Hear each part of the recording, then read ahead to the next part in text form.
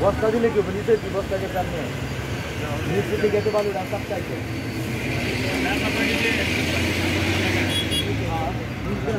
বালু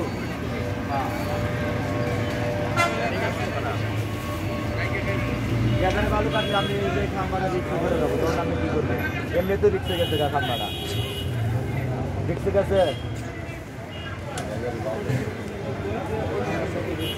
হ্যাঁ নিজের মাটি সরে গেলে উপরে মাটি থাকলে টান দিব সব কিছু বুঝতে হইবে আমার ঘরে মাটি আছে এই দেখে বালু